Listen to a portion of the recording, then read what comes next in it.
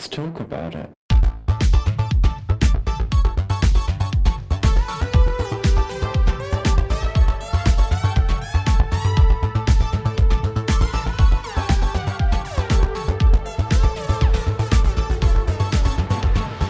Hello and welcome back to Thicc Radio, the award-winning podcast where we talk about gaming, feedism, and everything plus size. I'm James. And I'm Tim, so let's get into it. Oh, So how you doing? I'm doing okay. Okay, also, I think it's kind of camp that, it's not just... There are episodes we do, right, where we don't have Yeah. guests, and it's fine. We just sort of launch into the topic. But it's always, when we do a review, that we've kind of built up this trepidation now where it's like, so how are you doing? Like, Yeah. are you mentally prepared? Well, because most of the stuff we've watched is crap. A race to the bottom, as I put it. Now, listen, I will say, this little episode today, I think is going to be, and we've had a couple of departures now, which is nice. Yeah. I must admit, some of the things we've watched recently have been much better intended.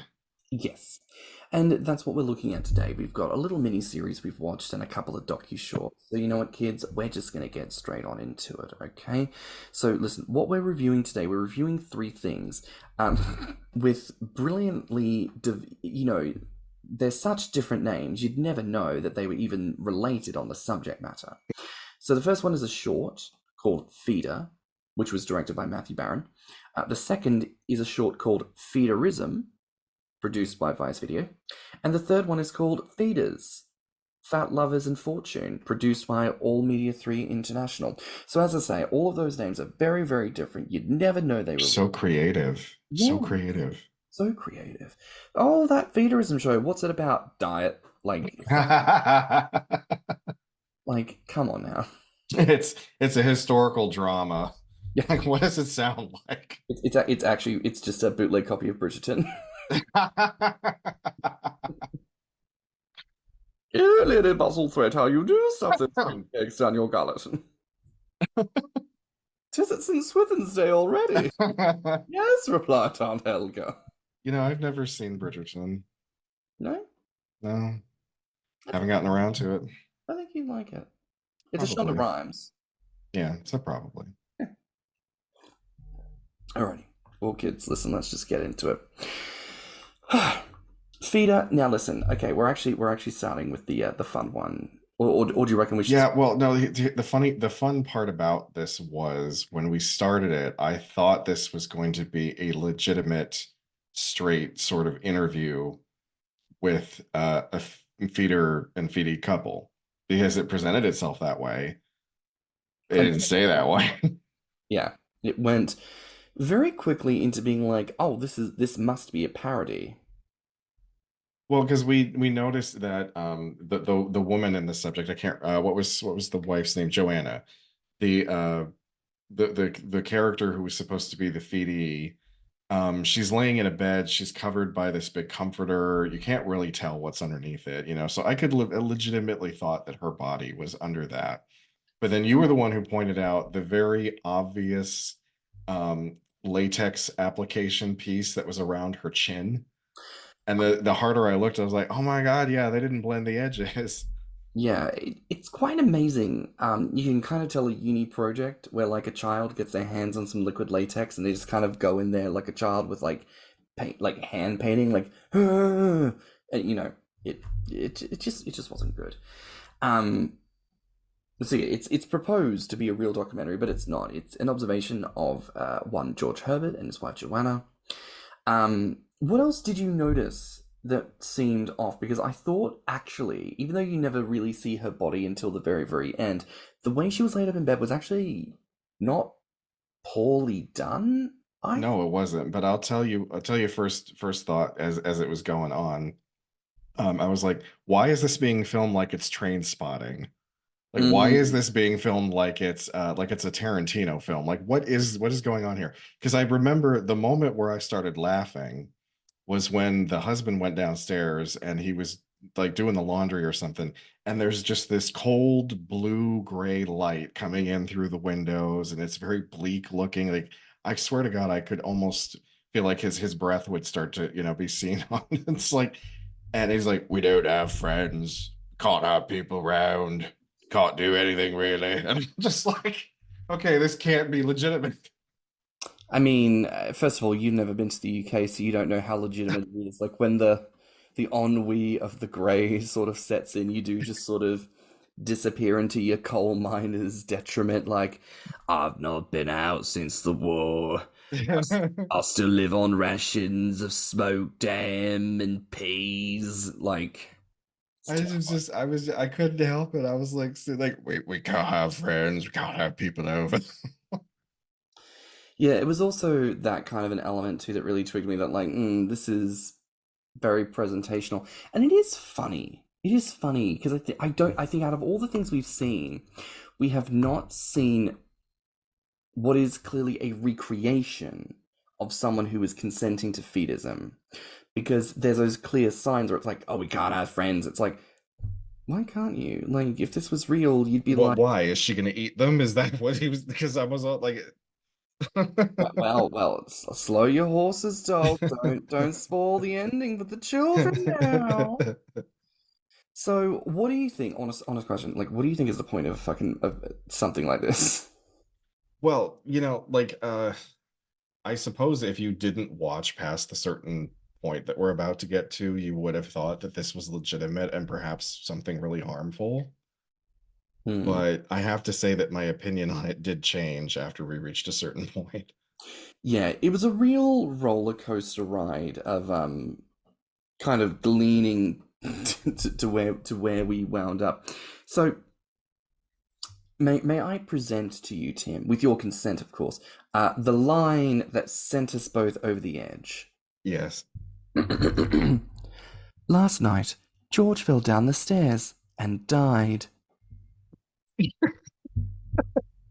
Why? Just out of the blue, just out of nowhere, all of a sudden there's this shot of him at the bottom of the stairs. He's got like his arm up around his back and he's like curled into a fetal position. Yeah, And then that just deadpan. Last night, George fell down the stairs and died. and then you've got this moment where they pan back to Joanna, and it's like Joanna doesn't know yet, and she's going, George, George, George, George.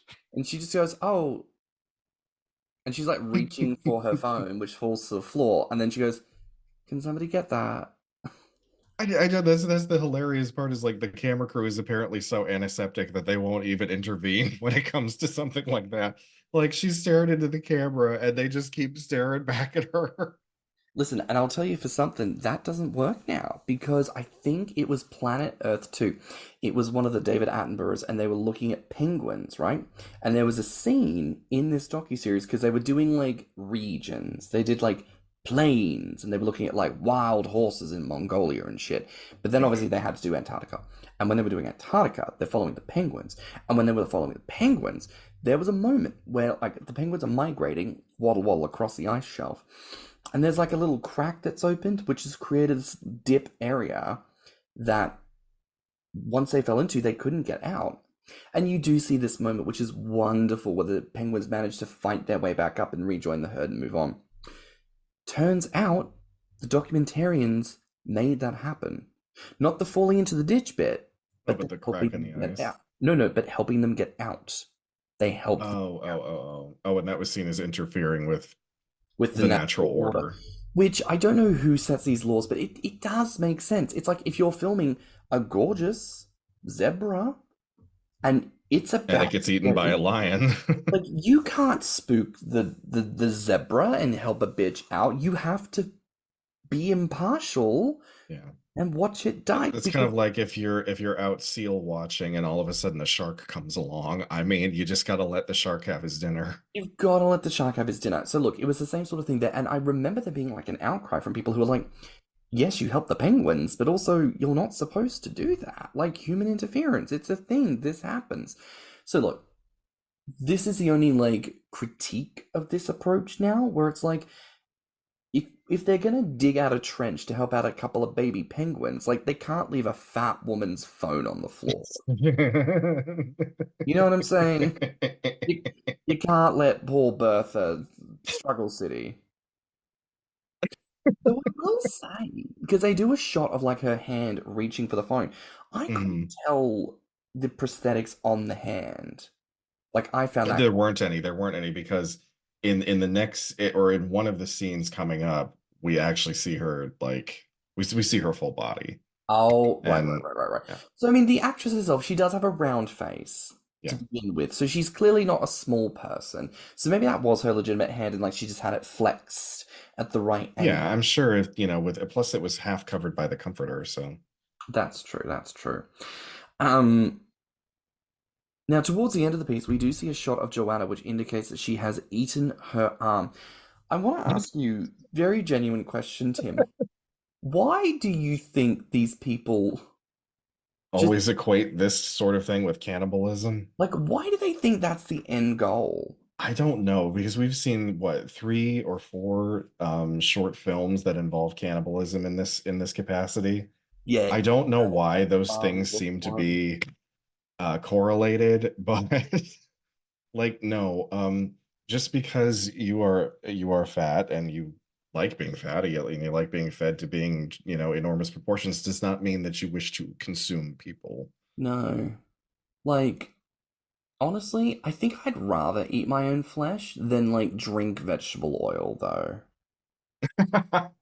Like, if you've given I'm me the, sorry, but given that if that was my only two options, I would drink the vegetable oh, oil. you would drink the vegetable Yeah, oil. yeah, I'm sorry. I would drink the vegetable oil. See, I think I've eaten so much delicious food that I've actually self-seasoned. So, So you'll be full of like port wines and exactly. salty snacks and yeah, you'd probably be delicious. Exactly. I've gavaged myself suitably. You know what I mean? Um, Now there is a big Not that we are condoning cannibalism. Let's just get that out of the way. We don't condone that. no, we don't condone cannibalism, but also can we like I don't understand. I don't hear this in kink communities, and I don't know if that's people like wanting to keep their mouths shut, but like Army Hammer, mate. The dude is clearly not a cannibal. Like, he's just into vor. I read the text. We all Yeah, saw it. And it's like, come on now. This was taken straight out of DeviantArt yeah, bullshit. yeah. You know what I mean? So, like, calm down, people. Now, there is a big reveal, right? Because she falls to the floor, and they show a scene, like, from the under thing, like in the lounge room with the light fixing at the top, and you hear the big Yeah. thump and a little bit of dust falls. Mhm. And then it pans to her, like, lying on her front. But the thing is, right, like, up until that point, I did think that the shape of the body, mind you, covered by a comforter, I did think it looked decent because they listed her at 700 pounds. Mhm. But when she's lying on the floor, she couldn't Yeah. be more than 300. Yeah, if that. She's maybe 250. Maybe. And it was like, and okay, like I get it. You didn't actually make a bodysuit for her. You just, you expected Set the audience dress. to be suspending their disbelief at this point, especially after you had her husband fall down the stairs and die. So, Yeah. But also, like, why don't filmmakers know what fat bodies look like? well, they never have. Well, then again, I can't remember exactly which movie it was. I don't know if it was The Nutty Professor or if it was Norbit,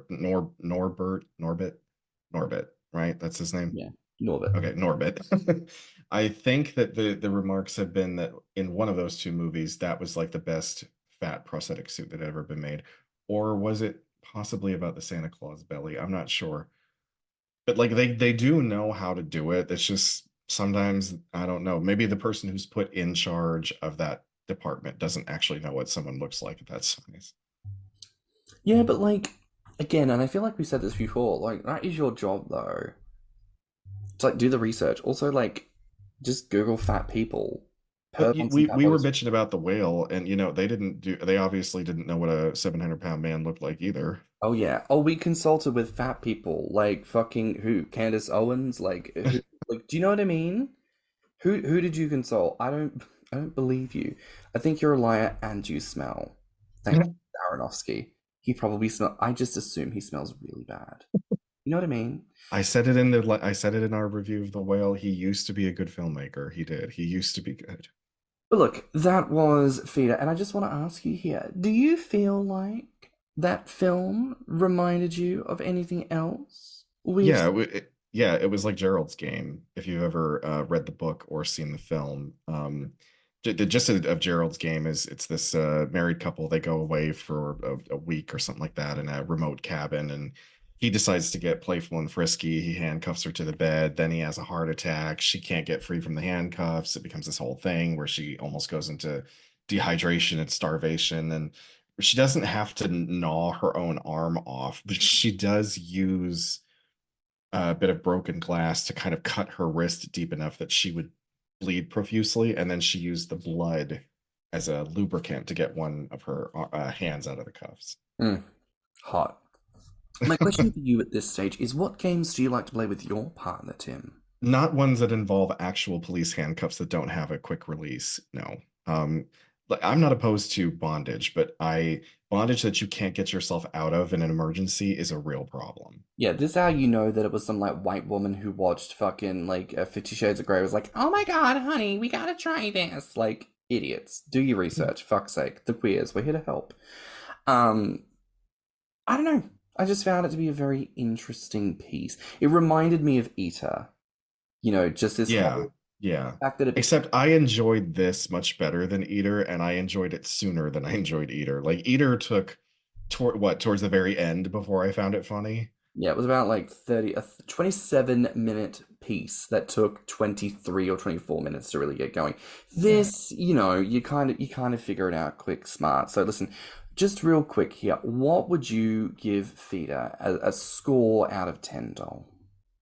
I still think that it was pretty terrible, but I actually no, I think I ended up disliking this more than Eater.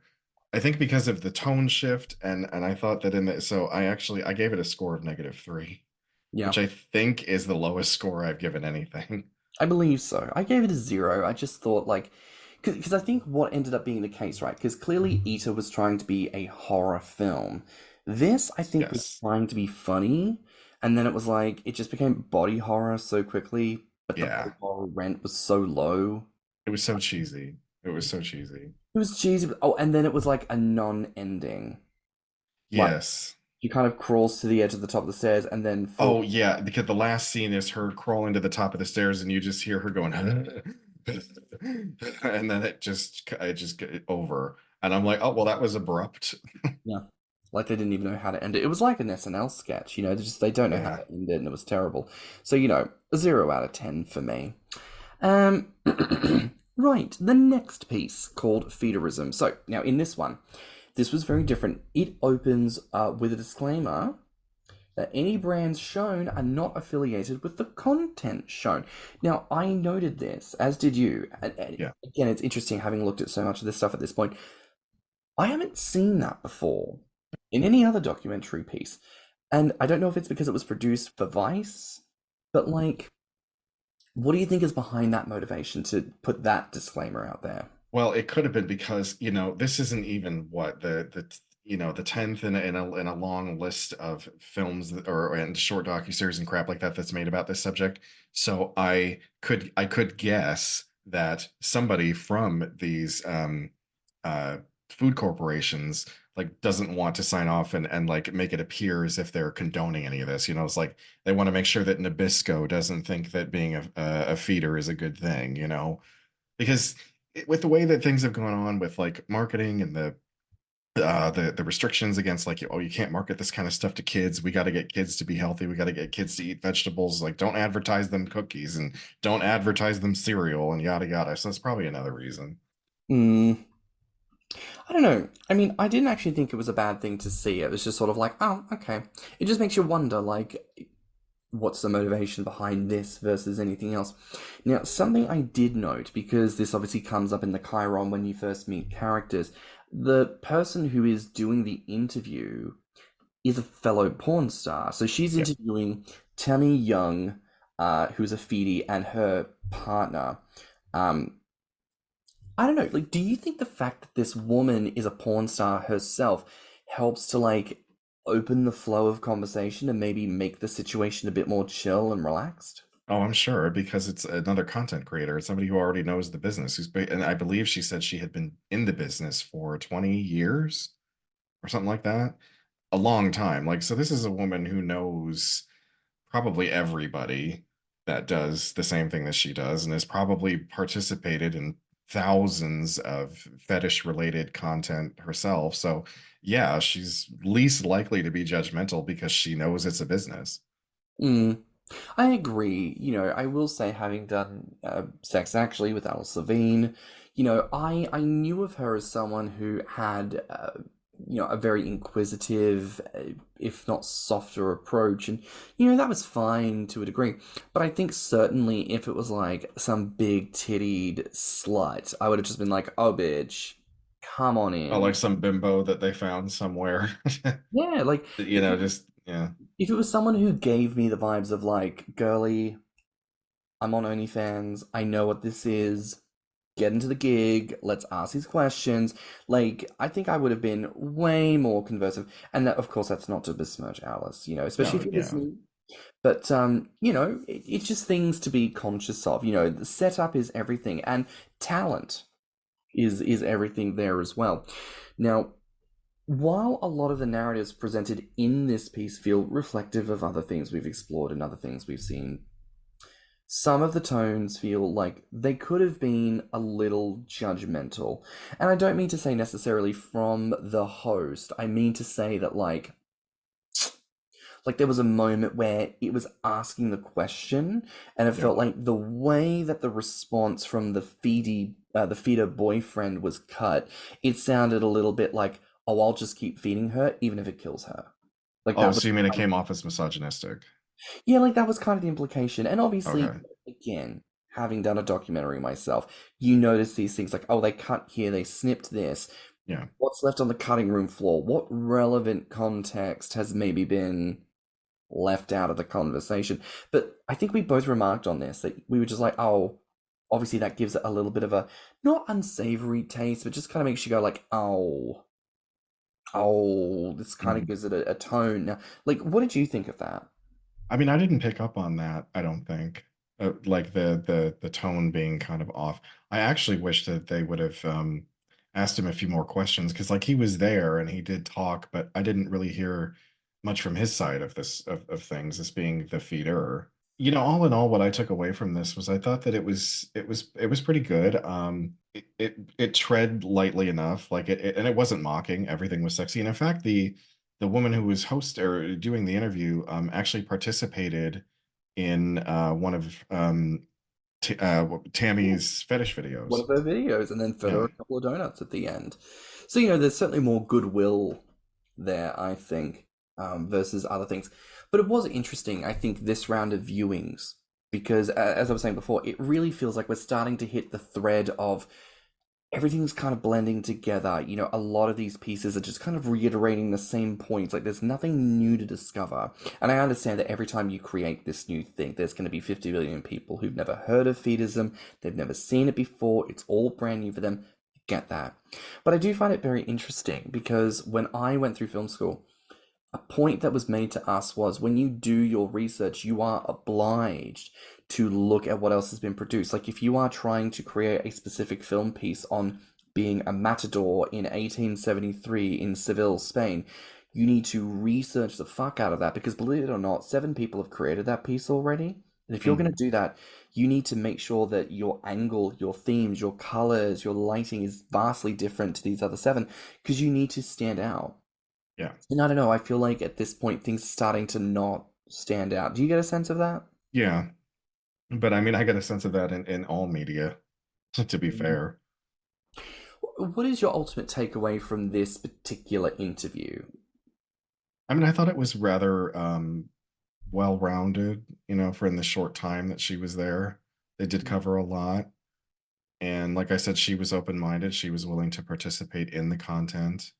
Yeah. Um, what was the running time on it? It was like I don't even think it was 45 minutes. That was like 10. Oh, it was like 10. Okay, well there you go. Like It's 10, like a 15. 10 or 15 minute long Yeah. episode. That's not really long enough to get into detail about anything. So the fact that it was short is probably what I think did it a detriment. And I think that's interesting, right? Like looking at these docu-shorts in particular, because it's like, what can you do with something in 15 minutes? And I know it's like you could technically do it in one. right? But I don't know. I think it's a question of like what you choose to keep versus what you choose to cut. And like I said, I thought it was ultimately inoffensive. I didn't Yeah. get anything new out of it. I didn't think it was really that exploratory. It was just with someone new that we Mhm. personally hadn't seen before. So for me, I'd give it a 7 out of 10. I think I gave it this. Yeah, I gave it a 7 out of 10 as well. Yeah. Largely inoffensive. Good for you. But it was very that. Now, the last thing we're going to be reviewing is a mini series. Now, this one was called, we said before, Feeders, Fat Lovers and Fortunes. This actually stars Miss Ivy Davenport, who has been on. Yes, I noticed that. So, Miss Ivy, if you're listening, girly, hi, hi, hi.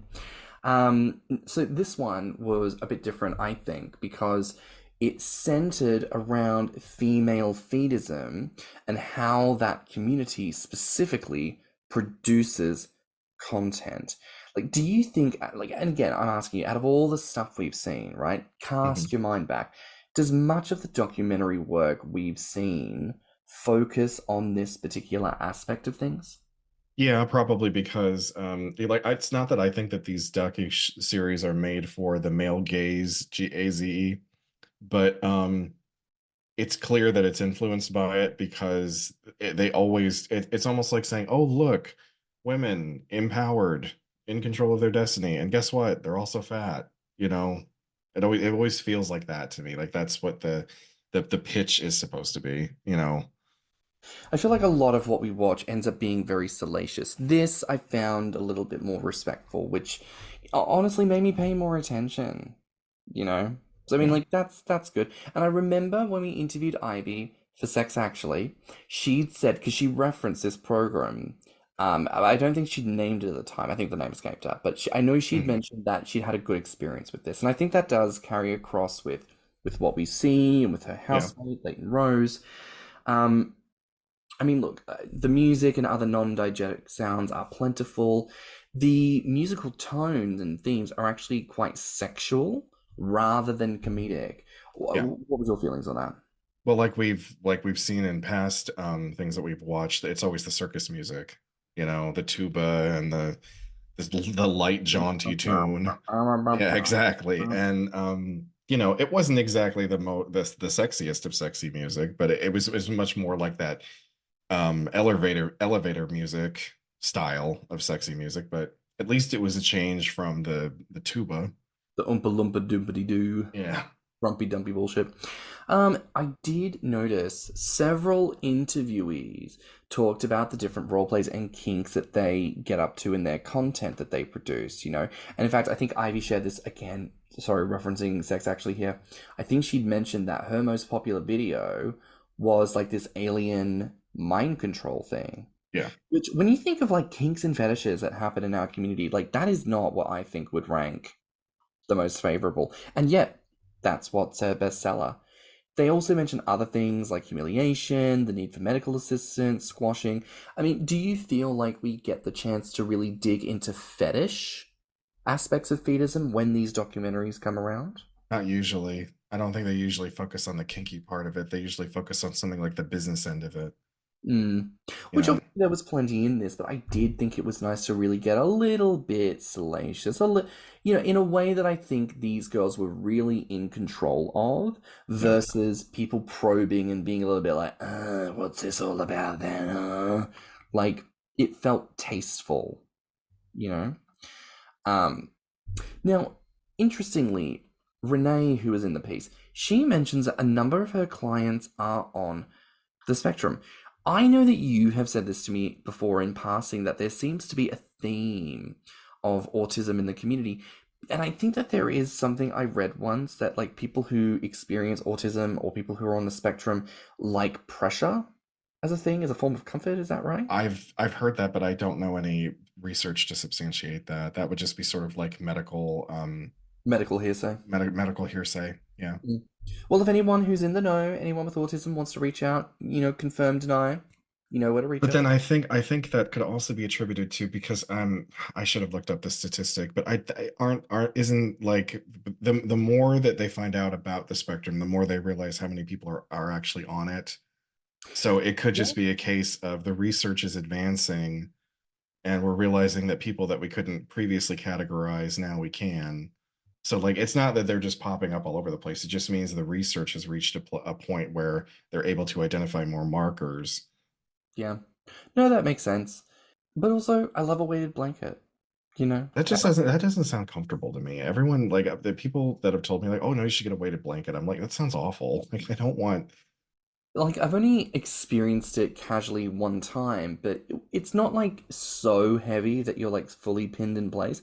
It's more like, when you've got the weight of the duvet on top of you, it's like add another three, like that Mm-mm. kind of a weight on you. It's more like a consistent pressure. Like it is more snuggly, I suppose, in that sense. Um, I sleep in the nude, and if I could sleep like suspended, like Even zero gravity and in like a cooling mist, I would. I'd try that with you, like an ISO tank situation. Sort of. It's sort of like It's that. without the threat of drowning. No, that's very true. Now, something else Renee says, she knows a lot of feedies receive abuse, and that for them, producing content is a way of reclaiming that narrative. Is that maybe something for you that you could relate to in how maybe you've produced content in the past, or I does mean, it? not necessarily to content that I'm producing, but more like just throwing myself into things that I have been denying myself for years. Yeah. Because yeah, I was in an abusive marriage, and he fucked with my head, and like I never my self-image was completely messed up. So I said, fuck it, I'm not doing this anymore. I don't care. If you don't want to fuck me, don't fuck me. It doesn't matter anymore. And I wanted to be fully invested in the community for years, and now's my opportunity. So I just said screw it and jumped in. Mm. Now, moving to the second episode, I will say near the very beginning, we actually see Ivy and her housemate dressed for the interviews. They're like sat, placed lovingly on the couch. They're actually dressed very, very nicely. Like the girlies are out, the boobies are sat, the bellies are round. I think Ivy had like a leg slit situation, so Yeah. she was dressed pretty. And that really resonated, like feeder. There was a guy, Liam, who was a feeder who was showed. Althea, who's an American living somewhere in the UK, like she was showed. Everyone was actually dressed quite nicely. Do you feel like that differs from a lot of the stuff we've reviewed in the past? Yeah, because remember in Fat Girls and Feeders, I don't remember if the house was dirty. Maybe it was just the grain of the film. But then, she's in that hospital bed in that hideous dress. And I'm just like, and then was it the same documentary where they did the slow The pan slow out pan from the out. woman's eye to yeah. Never So forget. like that was just a stupid way of like I don't know who the cinematographer was for that, but they did a shitty job.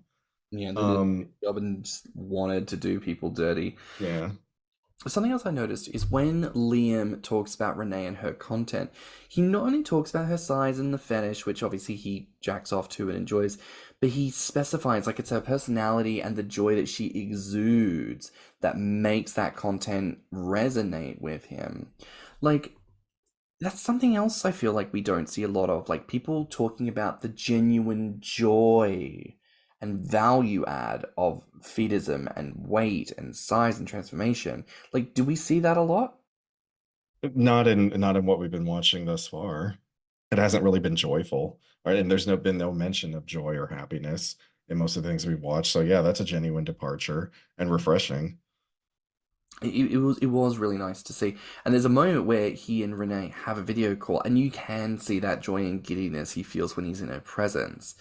Like, do you feel like when we see more of this type of content, about fetishism, do you want to see more of this kind of like genuine love, adoration, affection for larger bodies when it comes to representing gaining in fetishism?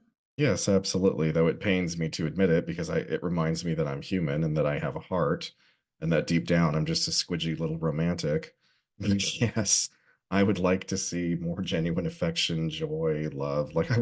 I don't want to see things framed as, some like prolonged suicide or some seedy look into some someone's deep dark perversion. Like I'm sick of that shit.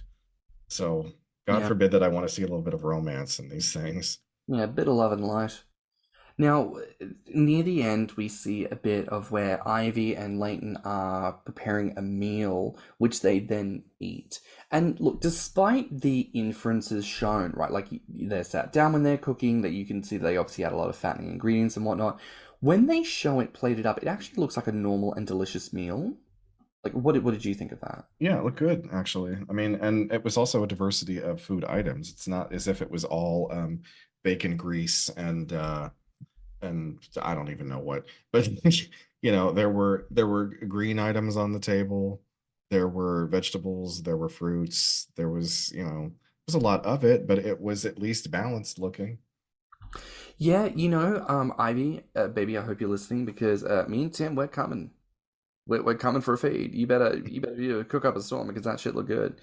Um, again, things I feel like we don't usually get to see. It's normally the sort of remnants of someone's junk food feast, and even though obviously some of the food wasn't healthy, it's like, well, it looked nice. Like I would have sat down and pulled up a chair, fixed me a plate. It looked lush, you Yeah. know. The series ends by highlighting that feedism allows women to take control of their bodies and their finances. Like, obviously, that's a good message, but again, considering how often it seems to center on this aspect of feedism, like, do you feel like there may have been like another message that they could have like highlighted through what was shown in the piece? I suppose you would have to distinguish in each of these, like how many of these women were doing it for the sheer love of being big, and how many of them were doing it as a means of getting money. For the most part, they all seemed very genuine to genuinely like to be fat. I don't see anything wrong with that, and as far as other things that they could have highlighted, maybe they could have gone a bit more into the joy aspect, or dug a little bit deeper into why each of these women enjoys being fat so much, because I don't think that was brought up that often. Um, Yeah, I would have liked that, and I think honestly, this is something I want to just see with whatever comes next. Is I want something focused on positivity. Like, I don't need to explore the fact that someone is getting fat. I want to see more of the why and more of the transformation, not just physically from thinner to fatter, but the transformation from where someone was at to where someone is happier and more literally filled with joy. I want to see more of that. Overall, I think I rated the series a 7, just I because did too. I did too. it felt like a lot of the same, but it was nicely produced. Yeah, Yeah, yeah, respectfully produced. yeah. So overall, what do you think between these three pieces? Right, we'll revisit it. We had feeder. Sorry, because which was it? Feeder or feeder? Oh, it was feeder. Oh, great, thank you. Um, so feeder was obviously the comedy, like sort of fake documentary situation. Yeah. Feederism, that was the one with the Feedy couple, and then Feeders, Fat Lovers and Fortunes was the mini series. What do you feel like was the directors and producers' motivations with these pieces? The first one, I'm assuming they thought they were going to be funny. I Yeah. don't know why else you would make that. So I guess they thought that they were going to win some kind of comedy award.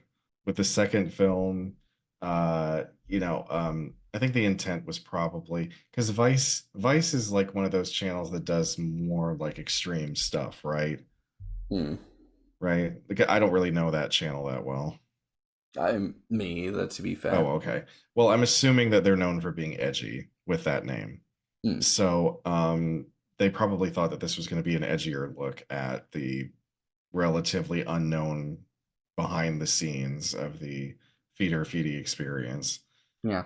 And then the third film seemed, or the miniseries rather, seemed to be more interested on the business end of things, like how these women run their empire. Because they did mention that several times in the narration that Ivy and what was her roommate's name, Renee, um, No, Leighton. Leighton, that they were the two most popular in the entire state, or something like that. Like where they were based, that they were in like the hub of where like super plus sized models on online tend to work, and they're like the two most popular. Yeah. So I feel like the motivation of the first one was like it kind of read like a university documentary to me. So it's like, okay, whatever. The second one, Producer Vice. Yeah, a little snapshot, a little vignette. It didn't go too far in any particular direction. You just kind of meandered in the average waters, but it was fine, I thought. And then the miniseries was respectfully produced. I find it interesting how often the UK seems to produce money for more content about fatness and feedism, but Oh, not and you getting know that. something else that I pointed out that you were kind of confused by was through this last one because it was UK produced. There Mm-hmm. was a lot more stuff on screen that would ever be allowed on American television. Oh yeah, like tits out, bellies, all Yeah, sorts. It was full fabulous. nudity. Yeah. And a lot of the camera shots and angles and the fact that they were focusing on their half naked bodies so often, I'm like, this would never run on American television. But then maybe that's why. Maybe that's why they go to these countries to produce because they want it and they just can't make it themselves. Yeah. Um, Overall, what did you like and dislike about these? Just kind of across the board. Across the board, like with the first one, I did laugh, but I also think that it was shit. So that's why I gave it such a low rating. The second one was like it just kind of mediocre, kind of mediocre. Did not present anything new. And the third one I did actually enjoy because and having spoken to Ivy and like she's a super cool person. If you were going to choose someone to put in the documentary, she most likely would have been the best candidate. Yeah, so like with the third one, just respect is the word that I get the most out of that. Yeah, I think things I liked across it, I think the first one, just because the tone was so different, you're right. Like, I liked that I laughed, I didn't like that it was shit. Between the other two, what I liked is the respect factor, certainly. That it seems, at the very least in these instances, that people were treated with kindness and the opportunity to speak from authenticity rather than producing something so salacious.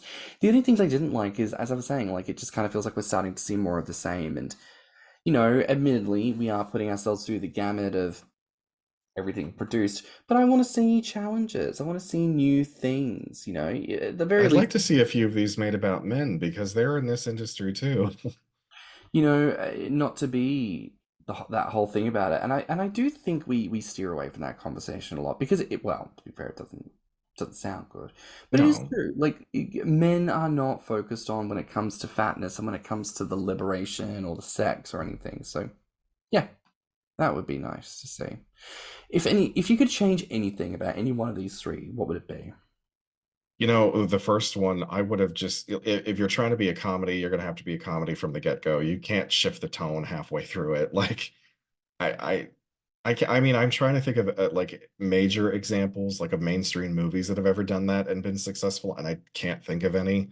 So I would have just made it a comedy right from the get-go, just a straight up spoof parody, because then I could have laughed right away. Mm, The second one, I would have made longer, just so there would have been more time to get into the nuances mm, and, you know, I don't know, maybe change the. I mean, it's not that the host was bad, but she wasn't really peppy either. She wasn't like she didn't seem to be very hungry to go after the answers. which is ironic because she ate that donut. Yeah. And then with the third one, honestly, I don't think that I would change anything. I don't think that there was anything that was nothing ruined it, Yeah. you know.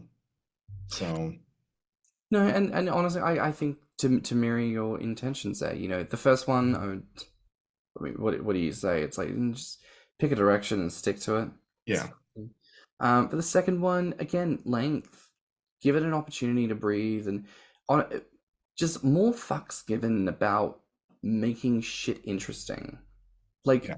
I found it incredible that you can, in some regards, make feedism boring. Like, how do you do that? Yeah, yeah. But and then the third one, like I say, I want new themes to start emerging. I appreciate people contribute what they contribute. You don't get a choice over the edit, but to any editors out there listening, like, I want more joy. I just want more different things, you know? Yeah. Well, listen, that was another three pieces we've now reviewed. Thank you everyone so much for paying attention to us today. This wasn't a horrible diarrhea shitstorm like it normally is. So thank you for bearing with us through this truly solid log of stuff. Much obliged. Well, that's a wrap for now here on Thicc Radio. Please remember to like and subscribe, rate us 5 stars, and leave us a good review. Now, listen, if you liked this episode, the podcast, our guests, or just us in general, please share it with your friends and encourage them to tune in. You can find me on Instagram and BlueSky at stannnum. And you can find me on Instagram at ThiccMouse and Grommr at Orpheus. You can also look us up on Instagram, YouTube, and TikTok at Thicc Radio, or on our website at podpage.com/thiccradio. If you want to become a financial supporter of the show, you can donate to our PayPal, and you can always write to us at thiccradio@gmail.com. So until next time, bye, Fats. Bye, Fats. Let's talk about it.